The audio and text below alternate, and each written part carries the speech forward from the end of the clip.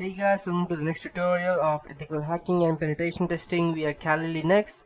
So before I just go ahead and proceed with actually infecting my own VMware computer, Windows computer, I would just like to tell you how if someone else tries to go ahead and hack into your computer, may it be Linux or Windows, how to save it yourself. Always use the most latest antivirus and have it updated at every point of time. Be aware with the latest software updates and your security updates for either your Linux or your Windows distribution. And don't open emails and attachments that you don't know of. May it be you're running a Linux or you're using a Windows operating system, it doesn't matter. Just don't go ahead and open that. Straight away delete that and don't even check the emails that you don't know. Always check the updates of your antivirus regularly and make sure the antivirus you have installed is not any random antivirus from your torrent. Always go ahead and buy them, because anything you go ahead and download from torrent or from Pirate Bay, they may already have been infected, and if instead of going ahead and protecting your computer, you may yourself go ahead and invite a Trojan horse to go ahead and destroy your own computer. And that's not it from my end. The most important thing that I'll tell you, in case you are using any version of Linux, just go ahead and install the rootkit hunter, so that even if you had any other virus inside your computer, you may be able to still go ahead and save yourself. So just go ahead and type apt-get install and just type rkhunter, rk hunter, and just type yes and hit enter, and yes. Okay, I think I'll have to run apt get update first. I have not yet updated since a very long time.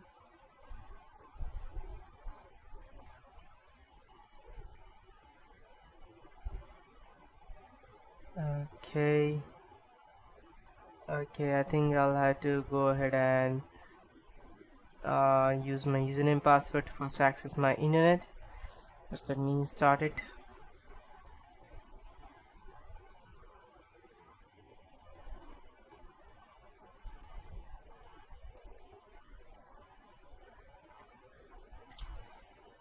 Yep, it's my internet. We see what's happening.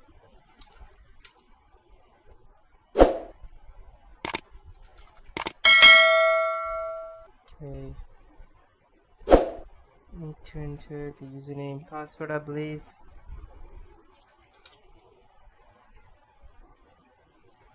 Okay, let me check if I'm allowed to enter anything else.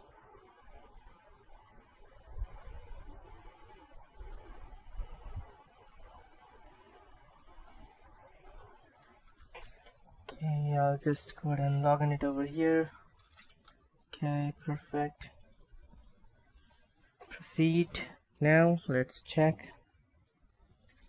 Video install RK Hunter. Now I'll just first go ahead and update everything. Okay, perfect. It's working right now.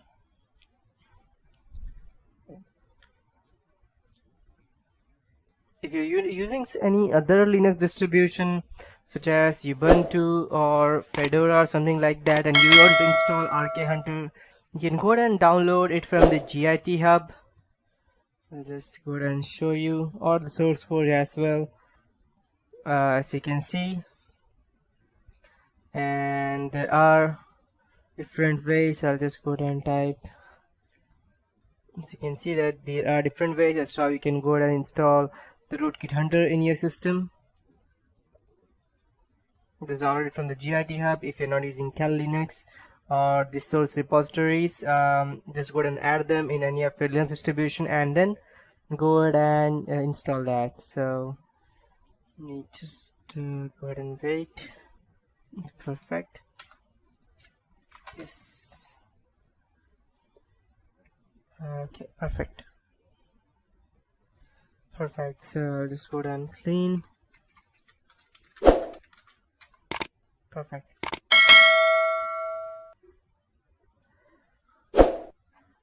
Okay, perfect. And if you want to update the RK Hunter, then just have RK Hunter and -update.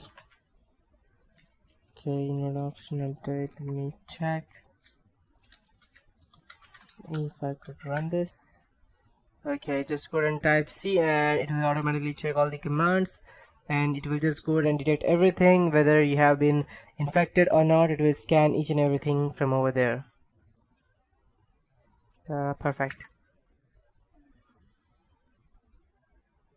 It will what it's doing in short is that detecting whether anyone else has not created a backdoor under your computer, and anyone else does not have a rootkit under your computer. That's what it does exactly. As you can see, there was nothing found over here.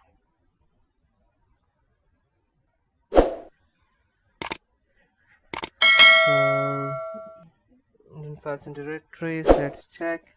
There have been only just warnings about this such a root access and nothing else, so you can just go and ignore that. The reason being that I have run this through root, and if I had run this through any other user, it would simply have ran without warning. The only thing we got this warning because I run it actually through root. Okay, so yep, perfect. So now let's start with going ahead and gaining access into someone else's computer. So we make sure that you have Windows 7 active over here.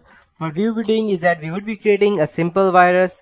We would be sending it on our Windows 7 computer, and then we would be going ahead and modifying stuff just from over here. So that would be it for this tutorial. In the next tutorial, I would be actually going ahead and running these viruses and get access to the Windows 7.